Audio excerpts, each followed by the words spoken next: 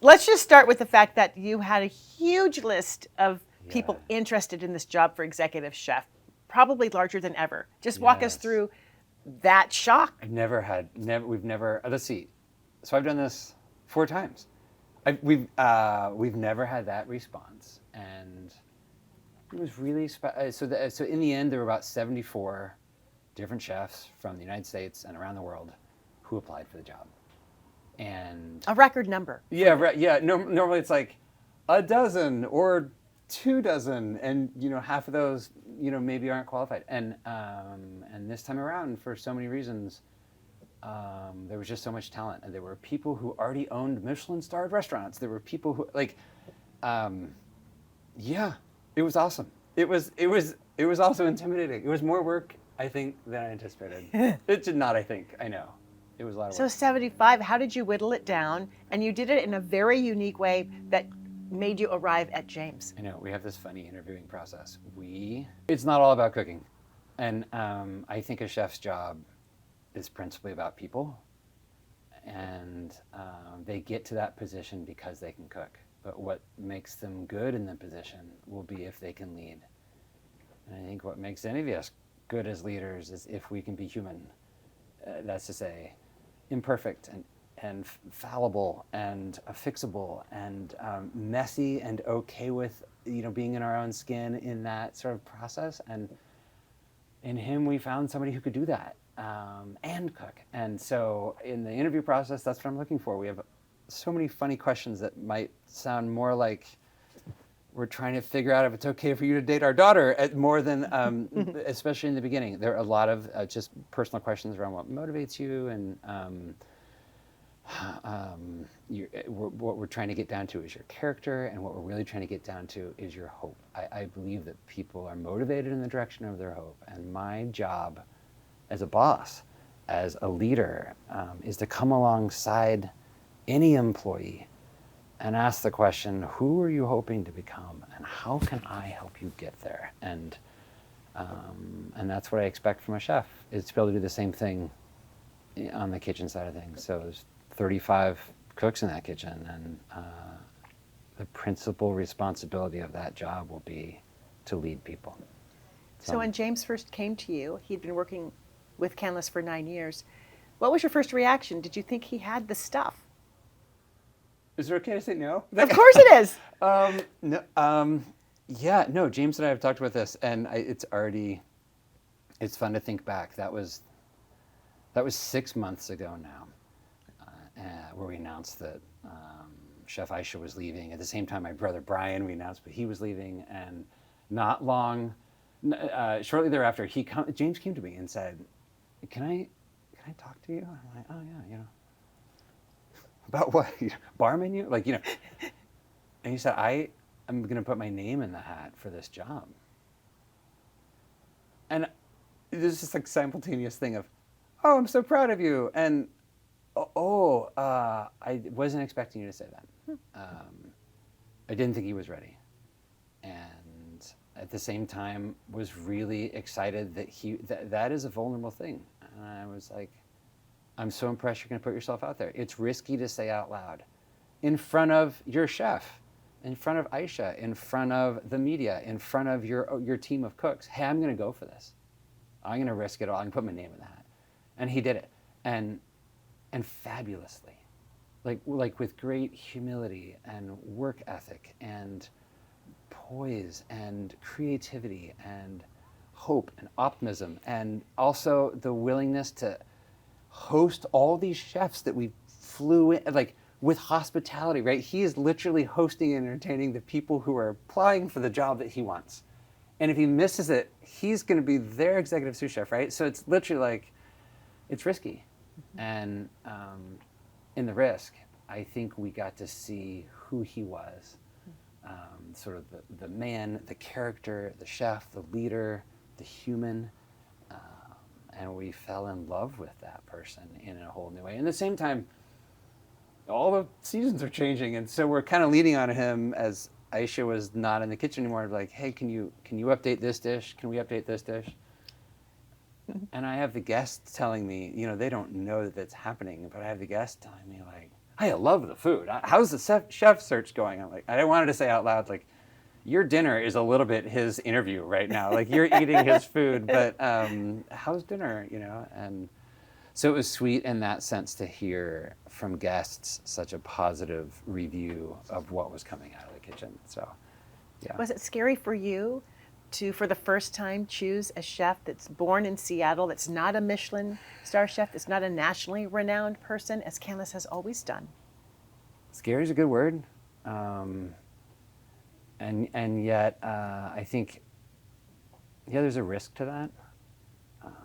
There's also a risk to what we've been doing when you bring a chef in from the outside, from New York City, as we did a couple of times, or, you know, Aisha, who spent so much time in California or in Spain or in Asia, and there's this wealth of experience, and it's so exciting because they've seen and these other restaurants. And at the same time, the risk is that they don't know the team, and they don't know the city, and they don't know the restaurant. And it takes a long time to learn who the guest is, and like, who are we really cooking for? And so on both sides, there's risk. With James, I think what we were so excited for was he knew us. He knew you. He knew the guest. He knew the food. And he was chomping at the bit to sort of take his turn at the helm, if you will, right? And so, yeah, was there a huge surge of pride to bring in a Seattle kid? Yes, yeah, and I feel like maybe do we get to do that? We get to do that. I think we've sort of earned the right to say, hey, I think we can grow this level of talent from within the building, and so it's with an enormous sense of pride that we announce that too. You know what I mean? So. It's a dream come true for us to have someone born up the street who grew up cooking in this town be shepherding this restaurant in the future. It's so fun. Tell me about when you made the announcement, the reaction of the staff and his. Like explosive. I think it's like the thing I most look forward to. And I've hired so many people. Brian and I ran this thing for 20 years together. Now it's me and my wife. It's like the main thing I do is to try to figure out who can we find out there who will care for this place in a way that you connect to it. I don't know where they're going to come from. I don't have a crystal ball. I don't have like the ability to just pluck someone from Fremont or Capitol Hill or Kansas or New York. Like, so you find these people and they take up the mantle. They're like, hey, I'll carry that flag for you. Let's do it together. And you know, you can tell by the emotion, it matters to us. The point of the company is not to serve dinner. That's just what we do for a living. The point is to inspire people to maybe think about hospitality as an operating system for your business or for your neighbor or for your kid. And what would it look like if we could live our lives in this way? Man, if I could just figure that out my own self, that'd be a win. And then if I can find 100 employees who want to do that for their own selves, that'd be a win. And then if those people cooked you dinner and you liked it, that'd be a win. So like, to find someone who will champion the mission of Canlis is scary. And I think we did it. So that's exciting for us. And we announced that in the meeting, and the staff just erupted. Like hooping and hollering and cheering and standing ovation. And yeah, it was so sweet. And that was the same meeting that I said goodbye to my brother, so it was just like a lot of emotion around this period of transition for the restaurant, and a lot of excitement for it too. So let's talk about that, because you brought up two key things that are sort of tied together. When people think of Canlis in the Northwest, I don't know that they think about food as much as they think about family, and they remember your parents meeting them at the door and the events that they celebrated here and all of the life-changing things that they've celebrated in the walls of this restaurant. So what is the heartbeat of Canlis that you have tried to maintain from its inception 75 years ago? It's such a good question. It's so funny. Like, here we are in the restaurant business, the food business. For something about this place, I think something about restaurants all over the world, kind of at this level. I Can I say this? Is this okay? It's less about the food than the critics say it is. I don't know. The other day, I was driving with my daughter. I just wanted a burger. I was like, ah. Oh. And we drove past Red Mill, like, not 60 seconds later, and you can smell. I was like, I'm a huge Red Mill burger fan. Like, I just wanted a burger. Imagine walking into Red Mill and be like, oh, can we just have a burger? And they're like, oh, we're all out of burgers today, but, here's the seared scallop with, I don't know, some reduction of, like, citrus. Like, I don't know, like, if you're going out for a burger, you want a burger. If you're ordering a pizza and they're like, oh, we're out of pizza today, would you prefer to have the sunchoke? Like, no, I don't want sunchoke. It's like, I want pizza. Okay, but when you come here, it's not like it's different. You're kind of saying, hey, there's something about my life tonight that matters to me, and could this restaurant carve out space for that? Could we slow down time? Could we do something kind of silly, which is to take a meal that could fit in a bowl? I mean, at home, where we just eat on a big plate and have dinner and it's done. Could we just spread that out into 5 or 6 different fancy? Why do we even do that? There's something about the elongating of the meal that sort of forces us to be at the table together and forces us to slow down. And I think we take a break from being out there in the world, which can be a really hard place. And we say, oh, tonight, man, I just want to, like, celebrate my wife. I just want to celebrate my kid's birthday. I just want to celebrate this moment. And we're like, oh, cool. Why don't we stretch the meal out for you? Why don't we slow down time? Why don't we make it as fancy as we can so it takes a few extra hours? And that is what Canlis is trying to do. It's trying to create a safe place so we can hallmark these moments in our lives that just may not happen ever again. And it's a rule to the game that the food is delicious. It's not a strategy for winning the game. The strategy is that a bunch of humans greet you at the door and see you for who you are and embrace you and say, oh, let us take care of you tonight because I know it's hard out there.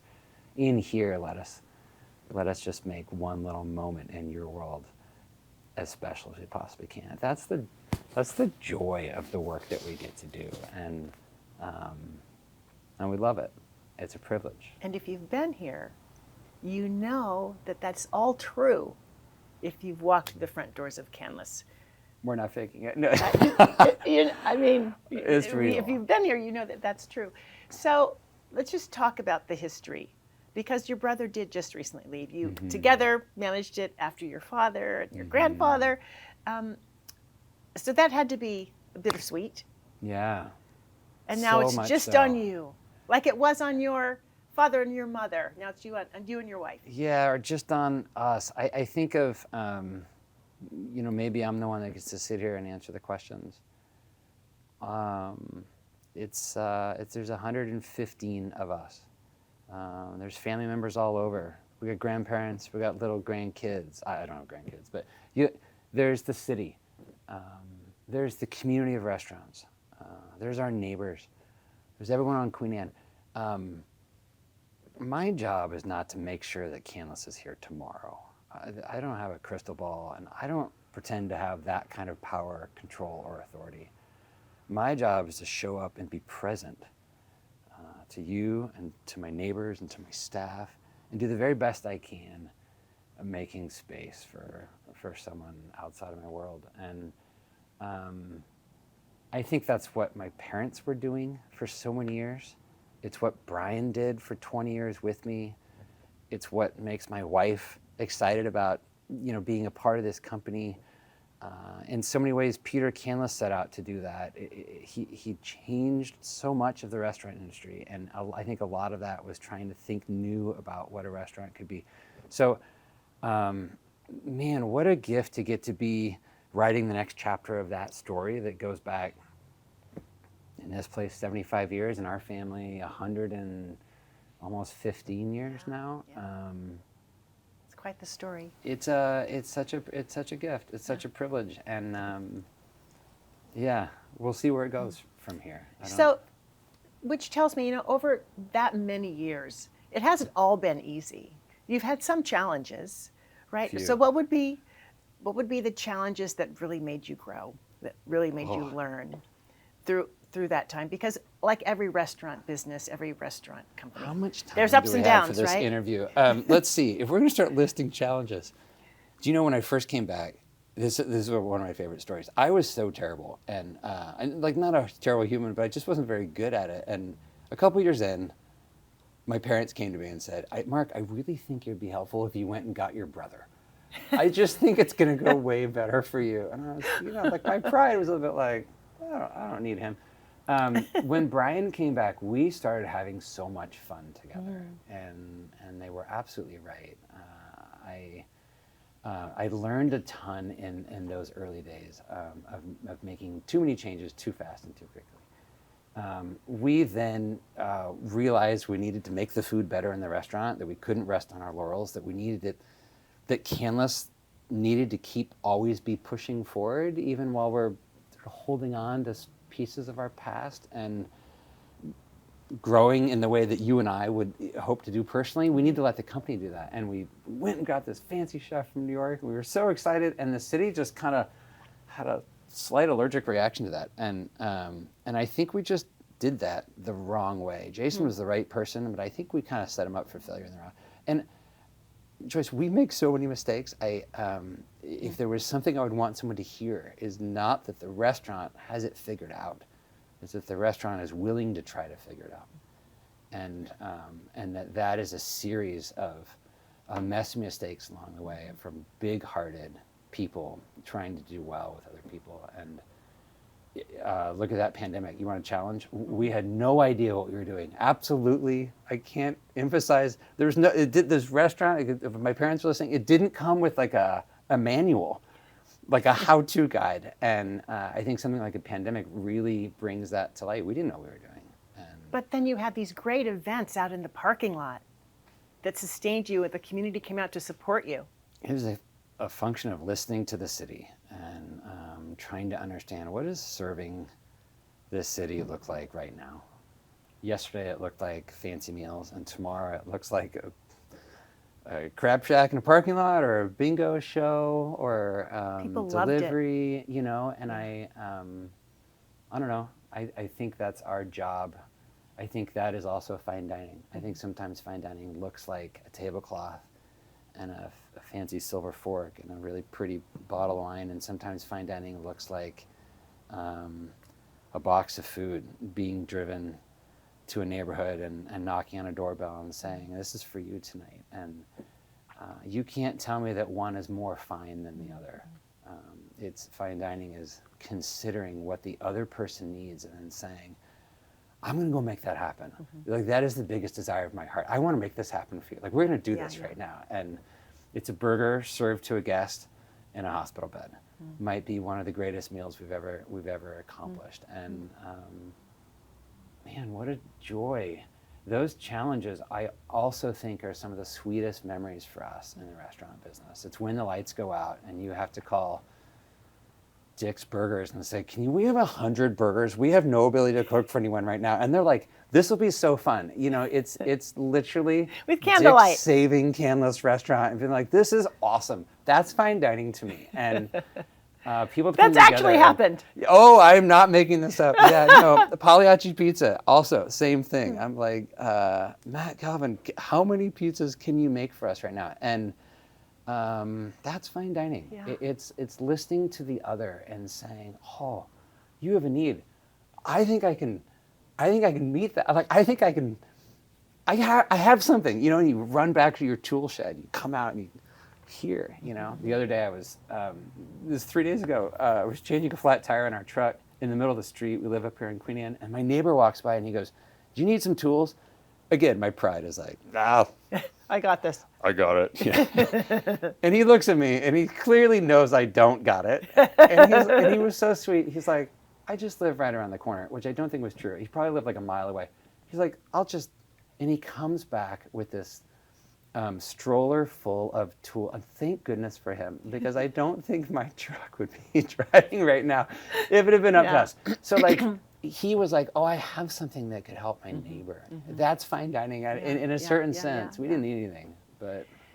I would be remiss if I didn't ask you about this suit that you guys had to settle with your staff, which I think had to be really difficult for you because you pride yourself on family and your staff is your family. Yeah. And then this whole thing happened around wages. Yeah. Just without going into too much detail, just walk me through what that was like for you, resolving that, and what you learned on the other side. Heartbreaking. Thank you for bringing it up, because I think it's something. I was interviewing someone the other day, and at the end, it's like, do you have any questions for me? I said, no. And I was like, wait, really though? Like, no, really. Like, I'm not just asking. This isn't like a formality. Like, do you actually have any questions? Like, I really want to make sure that this is the place you want to work. No. So it was a really good interview. I really liked this person. So I said, can I bring one up? Do you know that we were just sued by our staff? Did you read about that? She's like, yeah, I did. I was like, should we talk about that? And it was so heartbreaking. I'll say this. We're doing everything today the way that we used to do it. We were doing it legally back then. We're doing it legally today. We live in a world where sometimes I think things can go sideways in a very litigious society. We were in those crosshairs, and it nearly broke our company. Absolutely. Your heart and your company. Heart and company. And at the end of the day, I don't want to throw anyone under the bus. I think these are good-natured people trying to do well. But I think Canlis was greatly misunderstood. This is a restaurant that changed the face of fine dining in the 50s with tip pools. Tip pools completely were a more equitable system for paying people.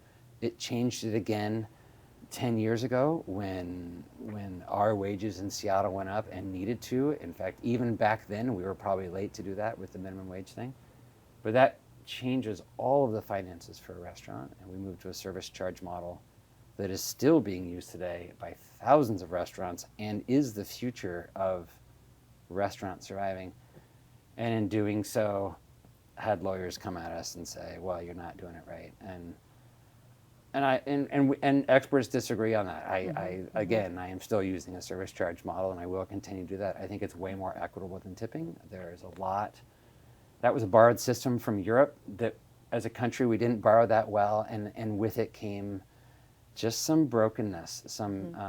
Frankly, there's racism and sexism and other sort of broken pieces built into that system, and we wanted to go away from it. And I continue to believe that that's the right direction, and I am proud of the way that we care and love on our staff. I mean, the bottom line is we're still here doing what we're doing, and you have how many employees? 115. Wow. And it's an all volunteer force. So I think the results speak for themselves, but that was an exceptionally difficult season for us.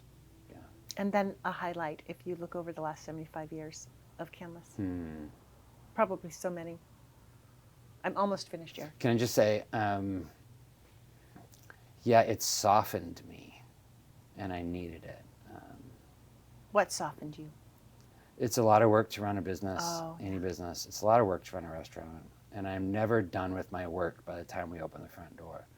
But there's this discipline of sort of lowering the laptop, backing away from the long list, and just walking out into the dining room, and you start talking to the guest, and you realize that's what matters. And I think the discipline of being present with others has taken what would otherwise be a hard heart and made it softer. And that change is what I crave. It's what I crave internally. It's what I crave for my team. And I would not be the same person. To me, the highlight is to get to work with this team of people who are committed to us as humans, as individuals, and who every night exhibit a level of love for the guests that I think is heroic and exceptional and worth highlighting. And I am inspired by them nightly.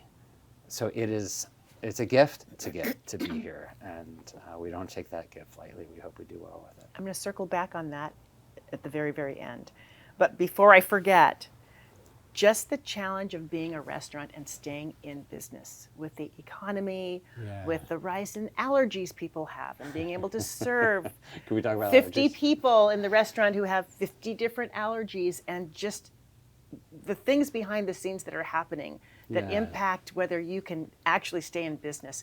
Just explain to us what are the, how are you able to keep going? We pray a lot. Um, I don't know. How are we able to keep going? I don't want to be a broken record. But there's serious financial I challenges. can't overstate how talented and committed our team is. At the end of the day, I think all of business is about your people. And they are the hero to me in the story, and I get to be a fly on the wall for that. I think any restaurant right now, this is a very hard time to be a restaurant. It just is tricky, and I think the onus is on us as restaurant owners to rewrite the script a little bit. I think that narrative has gotten a little tired. The way that we run our restaurants, the way that we think about leadership, particularly in the kitchen, but throughout the industry, I think needs to evolve. And To look like what? oh, Alice Waters legendarily led us into a season of paying attention to sustainability for ingredients. She's a champion in that way, and thank goodness for her. I think the sustainability that we should be paying attention to now and forevermore is the sustainability of your people. Let's not put a tomato in front of a human. It's really cool to grow the tomato on your roof or to find a farm from up the street. In the restaurant industry, we have learned to pay attention to that, a few decades ago. I think there's so much more we can do to understanding how to make this industry sustainable for the people who are running it. And the bottom line is, it's tricky. I'll be honest, those aren't easy answers to find. I wish we could wave a magic wand and we could make it a black and white issue. It's not. It's so hard. And the people at it, you should know, particularly in this city, they are heroes among us. They are actively working to figure out, hey, how do we do this in a better way moving forward? And so I do want people to know that in your restaurant, you have one person every night whose job it is to make sure that the food that's coming to their table that sits in front of them is food they can eat. yeah. Even if there are 50 people in that restaurant who have allergies, Yes. there is one person. Yes. And because of that, your insurance doubled It goes up to make sure Yeah. that people It's- don't die from an allergy that they it's might have. crazy. It's why you're seeing, particularly in fine dining, it's why you're seeing menus get so small. It's why you're seeing labor skyrocket. The more allergies, on any given night, you might have 20, 30, 40 different food preferences. Somebody says, I don't eat, gluten. I don't eat strawberries. I don't eat nuts. I don't eat Shellfish, Here's a list peanuts. of a dozen things, and it's one of the big challenges. Frankly, it's partly why you see a lot of restaurants shutting down right now. It is one of the things we have to figure out. There is, of course, no way to guarantee that there's not an allergen served in a dish or some sort of cross-contamination, and so there's always a risk to that. But if you are a restaurant with a big heart, you're like, look, I want to do as best I can for you, and so in our business, we take that really seriously. And you met Todd earlier tonight, who's been with us for 27 years, and he might be the best one in the world at this, and even Todd is human. And so I think as we try to understand our own health and our own bodies and what's happening with the way that we eat in this country, the way that we source food, what we're doing with the American diet, I think we have so much to learn here. And until we do that, we're all going to be on the front lines of figuring out allergies and figuring out food preferences. And that's not a war we're currently winning, and it's one that we want. Well, it's an opportunity for me to tell you what it's meant to me, although I hate to talk about myself. But I spent my 40th birthday here, as you know. I think you all greeted me at the front door. Yeah. That's the last time I actually cried on my birthday because it was a surprise party and I was so overwhelmed. My And Quinn 50th just said that was like a year or two ago, right? Why do we have to date the 40th birthday? Yeah. many major events in between, but on my 50th birthday, I had just lost my father. And we came here again because we'd already planned to celebrate our birthdays here. And there's just something about being at Canlis where you feel like you're at home. The way that you all greet people at the front door, the way that you somehow magically have our car waiting for us when we leave the restaurant. Isn't that so fun? Because you've had the same valets for, I don't know, 50 years. But yeah, it's not just the big happy events. People come here for life-changing events. And I've been here for many, both happy and some not so happy, but I've always felt like this is the place that I wanted to be. Can I just tell you, you bless us by inviting us into that family process. To get to celebrate with someone else, to get to grieve with someone else. What a sacred moment. And yeah, we don't take that lightly. Yeah. Like, those are big nights. You know what I mean? Right. That's a big deal. And what a joy for us to get to know you, even though maybe it's a year here or a night there, but over time, we watch the city grow up, and we get to be a part of that journey, and For a lot of families, tradition. And for a lot of families. It goes way back. Yeah. I try to explain to people at work who may not be familiar with the history of Canlis. And I said, it's an iconic restaurant for so many reasons, but you have to actually go there to really understand. I know, and finding is this How funny it's thing. so It's like representative. intimidating from, like sometimes I stand at the front door and look at all these people driving up and down. I'm like, oh, I wish I had like a sandwich board. Come in, like a hello, come in. And how do you get over that hurdle? It's an expensive night out. It takes a lot of time. It's annoying to make a reservation, and at the same time, And you have to order the chocolate souffle in advance. You gotta, it's not currently on the menu. Did you ask James about that? Did No, you? Oh, but can you're we the go boss. redo I it? think you can bring it back to the menu. I'm the boss, but he runs the kitchen. That's so. true. I know you don't like to project too much into the future because you're living in the present, Sure. which is what is part of the magic here. But what do you want the legacy of Canlis to be when you're not here anymore? Let's see.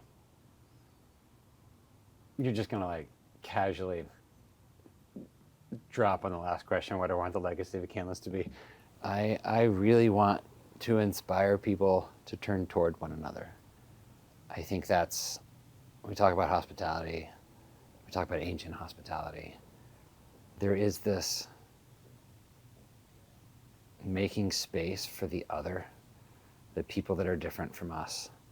I don't even mean making space for them. I mean embracing the difference, leaning into and even loving the difference, and recognizing that without it, that we are more ourselves with it and less ourselves without it.